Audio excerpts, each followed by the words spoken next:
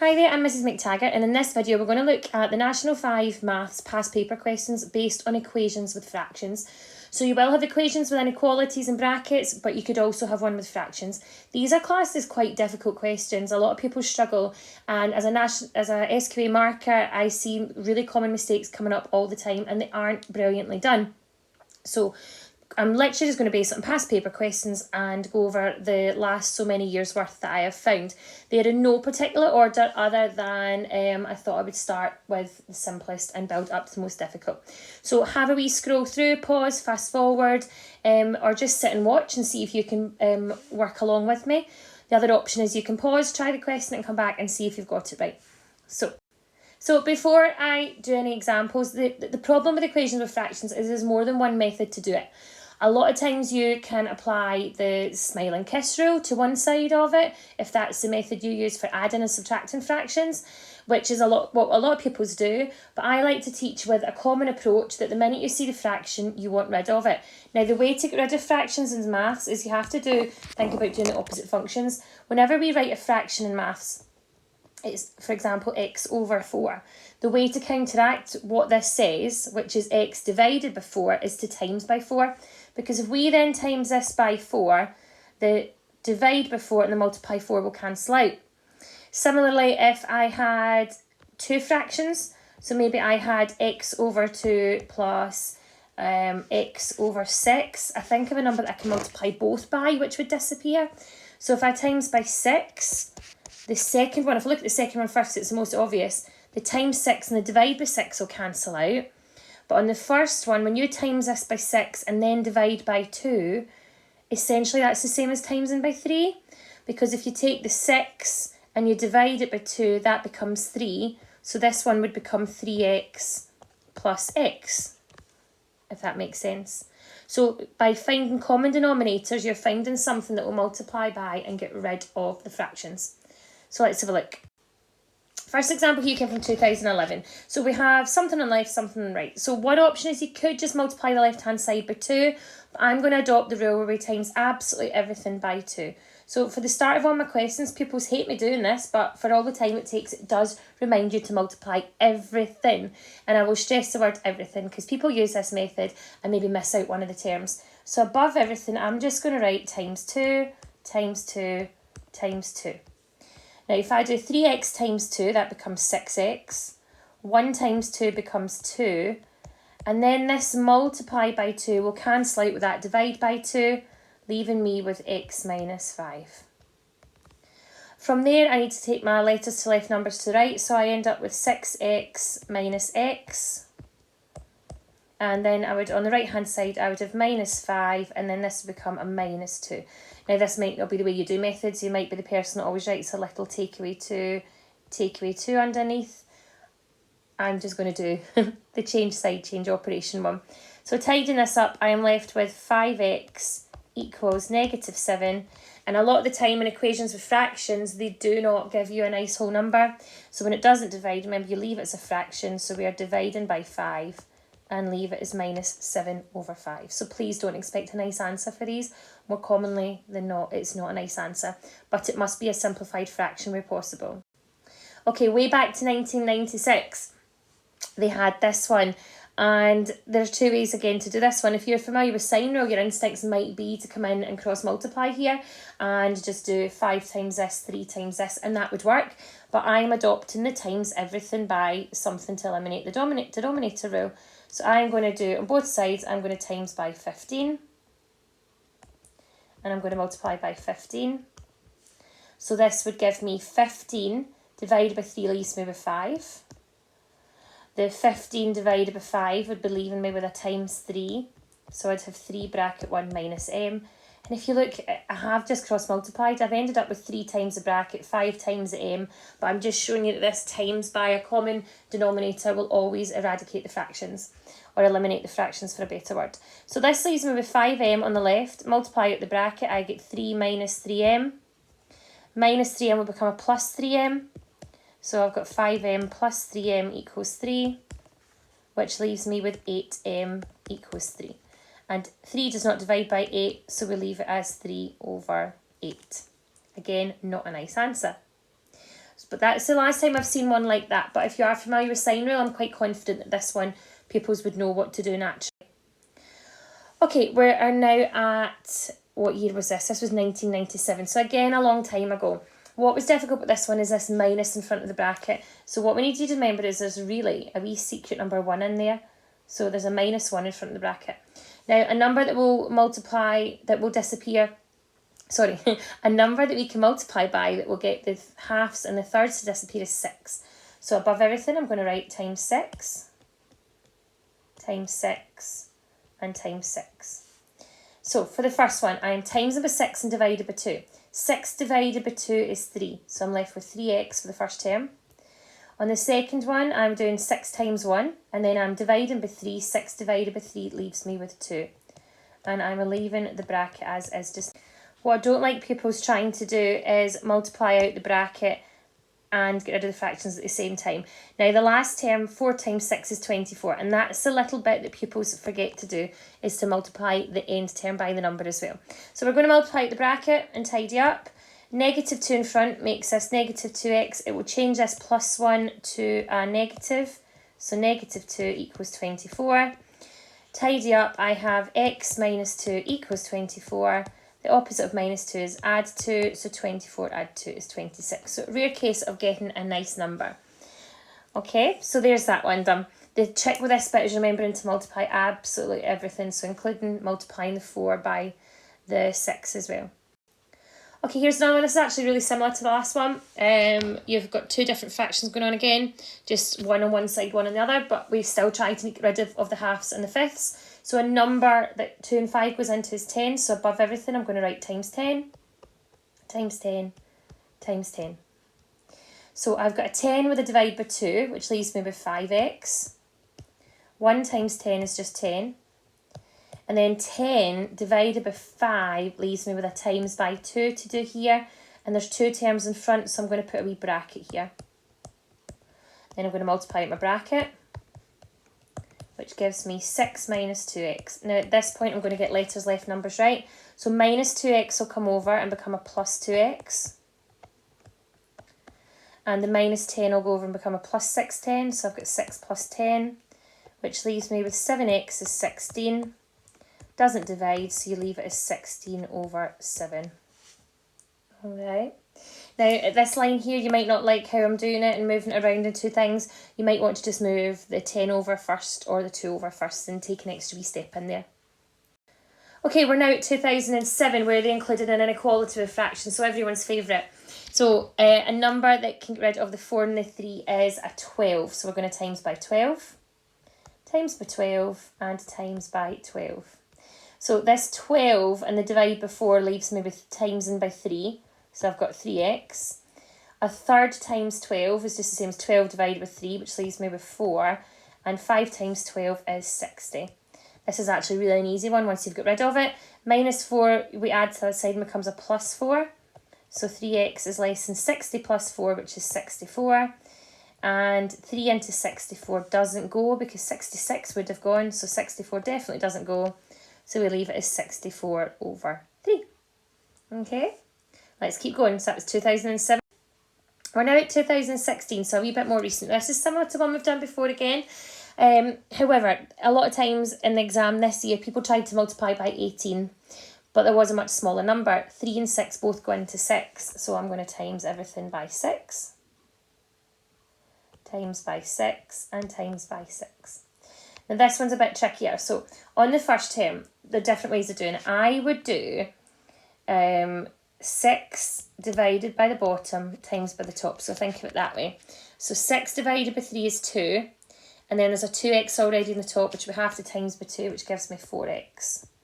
The other option is you could do 6 times 2 is 12, which then divided by 3 gives you the 4 as well. So that one's really tricky. Or if you need to, you go to the side and you just write 2/3 times 6 and do whichever method works for you. Okay, it's okay to go to working at the side.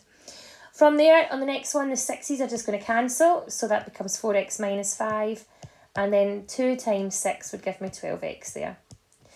Now, I'm going to move the 12x over to the left-hand side. It's actually probably easier for me to move the 4x over, but I know a lot of people don't like working with letters on the right-hand side. So I'm going to do 4x, take away 12x, and then that leaves 0 on that side, but when minus 5 goes over, it becomes positive 5. So I have minus 8x equals 5. 5 does not divide by 8, so we leave it as negative 5 over 8. Now you might be thinking, what's she done? She's put that negative to the top. The negative can be interchangeable. It doesn't matter if you've got it at the top or the bottom. Just to be in more simplified form, as maths teachers like the negative to be on the top. And remember, if I had done the equation the other way and taken everything to the right-hand side, I would have ended up with a negative 5 on the left, 12 take away 4 would be 8x there, and when I divided by 8, the minus would have naturally come to the top.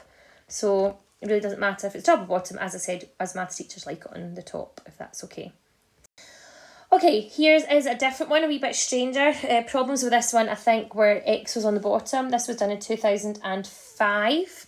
So you've got 2 options. You could move the 1 first and make life a lot easier, or you could stick with my rule and get rid of the denominator.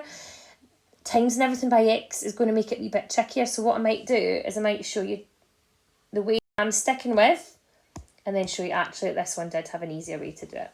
So if I'm timesing everything by x, this one would cancel out, leaving me with a 2. This would become x, and this would become 6x. Then I would take the x to the right-hand side, and it would become a takeaway. So I'd end up with 2 equals 5x. And then I would do 2 divided by 5 is what x would be. So x is 2/5. However, on this one, I fully think that most people would probably go take the 1 over and say, right, well, 2x equaled 5. At that point, you probably are going to do change the subject and just cross multiply. So the 5 would come up, sorry, the x would come up and join the 5. So you'd have 2 equals 5x, still giving you 2 over 5. But just to prove my method of multiplying everything by a common denominator does work. Okay, so that was 2005, quite a while ago. 2001, we are going to look at this one. So there's only one fraction. So we're going to times everything by the denominator that's there. We're going to times by 4. And we're going to times by 4 and times by 4.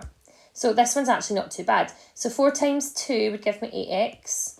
The times 4 and the divide by 4 would cancel out. So I'm just left with negative bracket. And then I would have 16. Now the trick with this one is there is a negative 1 in front of that bracket. So when I'm timesing out by negative 1, this becomes negative 3x.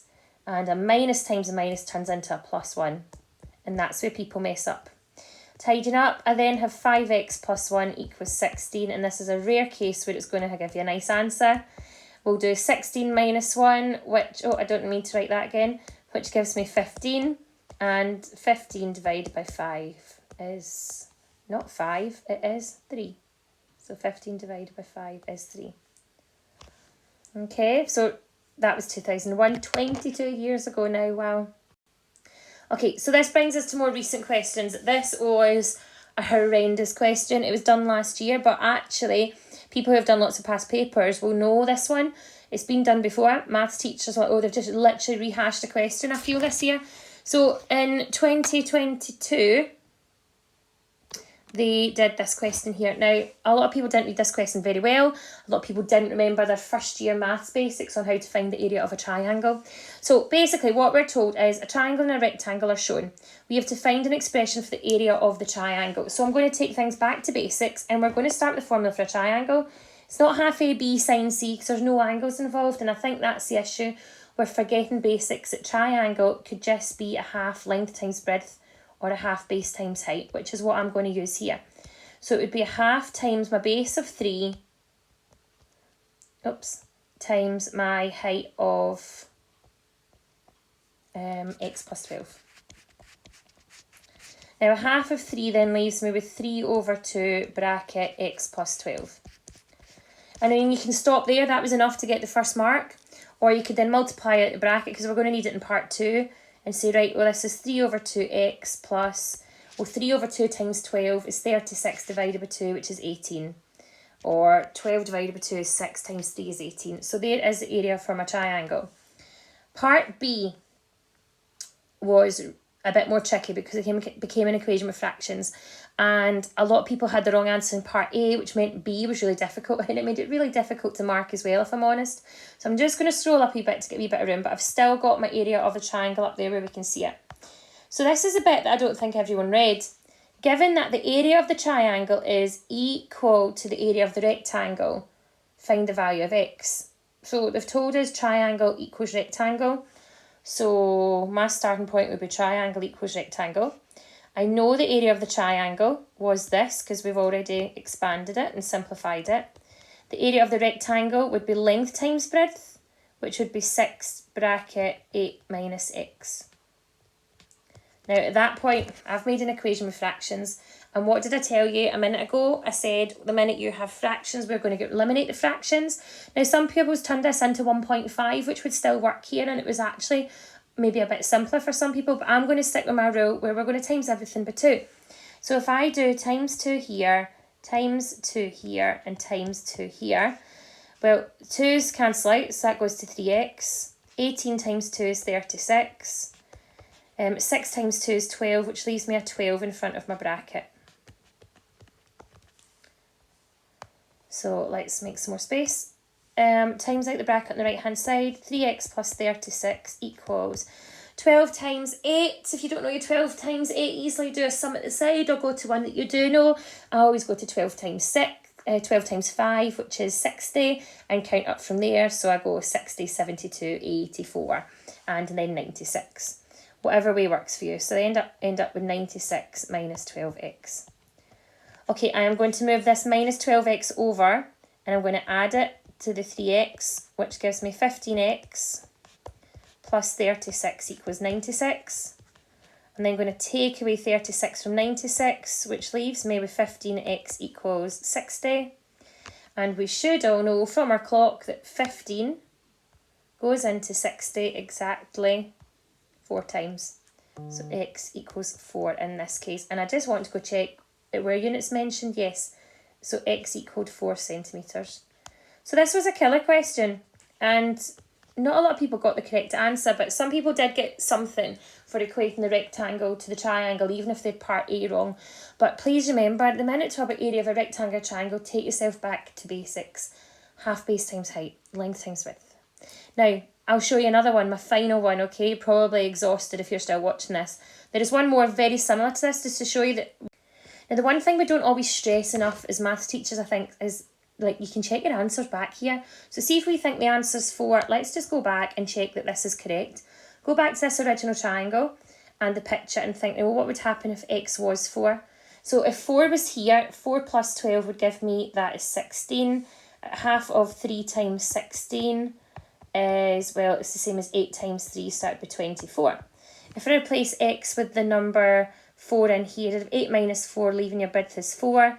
Area of the rectangle would be 6 times 4, which equals 24. So hurrah, look, the triangle and rectangle have equal areas.